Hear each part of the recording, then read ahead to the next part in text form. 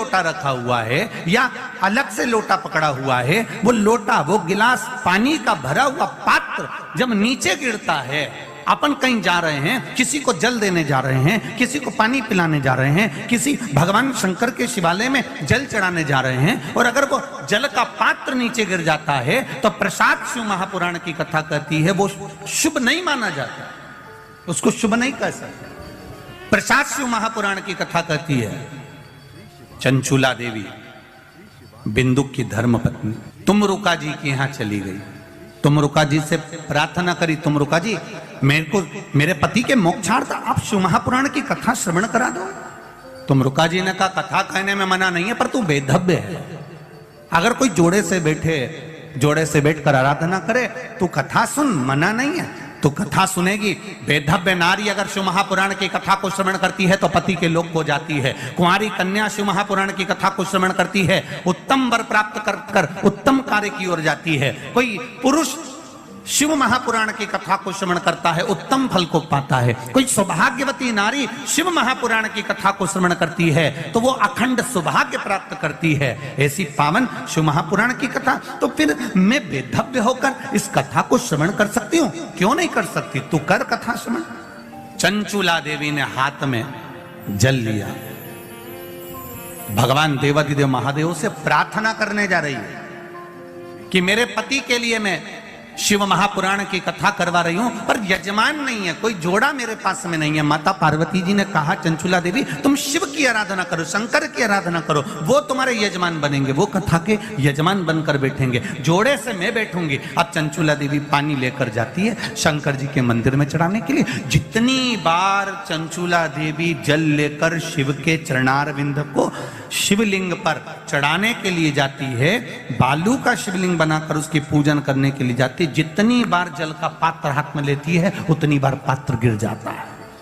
अभी तक जितनी भी कथा हुई हैं, आप पुरानी कथा भी निकाल कर देखना, उस कथा में चंचूला देवी का जो आराधना का प्रसाद जल का जो महत्व है वो आज तक कथा में वर्णन नहीं आया।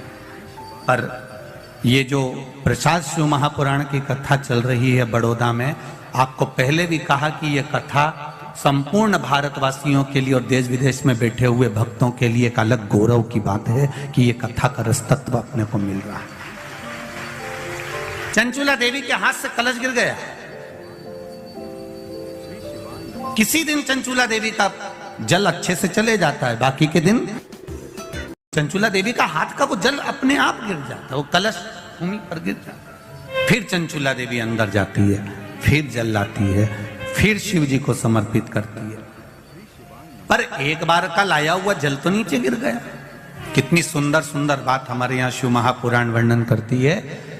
मांग में माता सिंदूर भर रही हैं, मांग में सिंदूरा भरा जा रहा है, मांग में कंकु भरा जा रहा है, मांग में सिंदूर भरा जा रहा है, और वो सिंदूर नाक पर गिरता है।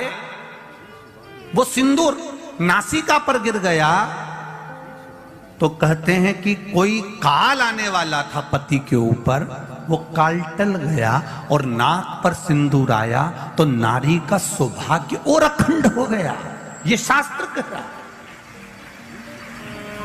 और सिंदूर भरते समय वही सिंदूर अगर भूमि पर गिर गया तो अब देखिए जरा, देवी भागवत को उठाकर पढ़िएगा, वो सिंदूर जो मांग में भरा जा रहा है और नाक पर गिर गया तो शुभ होगा, पति की उम्र बढ़ाएगा, घर में बच्चों का विवाह होने वाला होगा, कोई अच्छी सूचना आने वाली होगी। मांग में भरने वाला सिंदूर नाक पर आकर गिरता है तो कोई सूचना अच्छी मिलने वाली होती है, कोई बंधन कटने वाला होता है, कुछ अच्छा हमारे परिवार में होने वाला होता है, पति की उम्र बढ़ने वाली होती है, कोई रोग आने वाला था वो कट रहा होता है। और वही सिंदूर अगर भूमि पर मांग में भरते समय गिर जाता है तो समझ लो कि कुछ ना कुछ ऐसा काम होने वाला है कि मेरी आंख में आंसू आएंगे, वो निश्चित है, वो निश्चित है।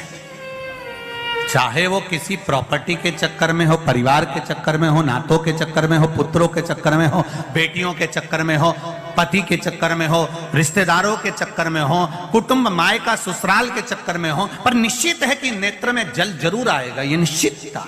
क्योंकि भूमि पर वो सिंदूर अगर नाक पर गिरा है तो शुभ है, पर वही सिंदूर अगर भूमि पर गिरा है तो वो अशुभ है।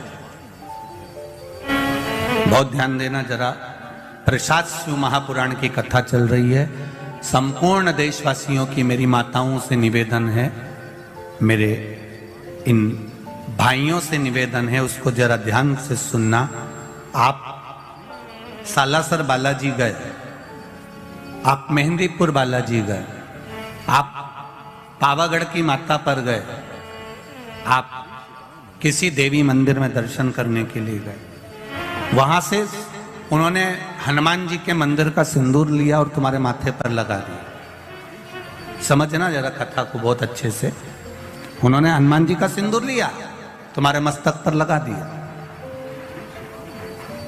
अब मस्तक पर आपने अगर सिंदूर लगाया है और हनुमान जी महाराज का या देवी जी का या भगवान का सिंदूर आपके मस्तक पर लग गया है, तो वो सिंदूर कम से कम शास्त्र कहता है 2.5 घंटे तक आपके मस्तक पर रहना चाहिए। कितने घंटे तक रहना चाहिए? जम के बोलो जरा। 2.5 घंटे तक रहना चाहिए। कारण क्या है? भगवान के चरण का अगर कोई कुंकू या सिंदूर हमारे मस्तक पर लगाया गया है, वो 2.5 घंटे तक रहे, उसके बाद उस सिंदूर को किसी नैपकिन, कपड़ा या अन्य चीज से पोंछ देते हैं। पोंछने के बाद वो गलत जगह पर टंग जाता है, लोग उसका गलत हाथ का प्रयोग कर लेते हैं। वो जितनी जगह गलत जगह जाता है उतना दोष हमको लगते चले जाता है। इसलिए उस सिंदूर का क्रम है कि कोई पुष्प है, उस पुष्प से उस सिंदूर को लगा लिया जाता है, कोई पत्ती है उससे सिंदूर को लगा लिया जाता है। उस पुष्प को फिर विसर्जन में, अगर विसर्जन में नहीं रख सकते तो अपने घर में जो गमला होता है जिसमें पौधा लगा होता है, उस पौधे में उसको डाल दिया जाता है, जिससे वो सिंदूर उसमें मिल जाए और हमारे घर में सदा रहे। पर हमने कोई टाविल, होटल में ठहरे तो होटल के टाबिल से पोंछ दिया, कहीं ठहरे थे तो दीवार से पोंछ दिया, कहीं लगा दिया, उसका दोष है। कितना सुंदर बात कहा गया है। नारी मस्तक पर मांग में सिंदूर भर रही है, नाक पर गिरा शुभ है, जमीन पर गिरा शुभ है। जमीन पर गिरा वो शुभ है, पर मांग का सिंदूर नाक पर आया। इसलिए आज भी बिहार में, जो लोग राजस्थान में, बिहार में, मारवाड़ में इधर उधर अगर आप लोग जाते होंगे तो जब कई बार आपने देखा होगा, आप जाइए जरा कहीं योग लगे तो दादी रानी सती के मंदिर पर जाइए, या आप कहीं झुंझुन जाइए, कहीं आप बिहार साइड, उत्तर प्रदेश साइड में जाएंगे तो माताएं जब मांग भरती है, जब वो छठ की पूजन करती है, कोई बड़ी पूजन करती है, तो सिंदूर थोड़ा सा नाक पर लगाकर सिर तक लेकर जाती है। चाहे बंगाल साइड में चले जाओ, चाहे आप यूपी में, चाहे बिहार में चले जाओ, नासिका पर सिंदूर का भाव आ जाए, जमीन पर नहीं गिरे। चंचुला देवी जो पात्र लेकर जा रही है जल का, वो जमीन पर गिरता है। चंचुला देवी दूसरा पात्र उठाती है, फिर भगवान के मंदिर में पूजन करने जाती है। आपने उठा लिया, बाल्टी में से पानी भरा। कई लोग शंकर जी के मंदिर में पानी चढ़ाने की जल्दीबाजी होती है, तो बाल्टी में से पानी उठाया, पानी भरा, इतने में डालने जा रहे थे और बाल्टी में ही वो लोटा जो है, वो जल का पात्र जो है, कई बार हाथ से फिसल कर बाल्टी में ही गिर जाता है। मतलब समझो उसके पीछे कोई कारण हो सकता है। पूजन की थाली में लगाया हुआ पानी का पात्र, तुमने थाली ली, कपड़ा ढक दिया, लेकर जा रही थी, वो पानी थाली में लुढ़क गया। कारण क्या है?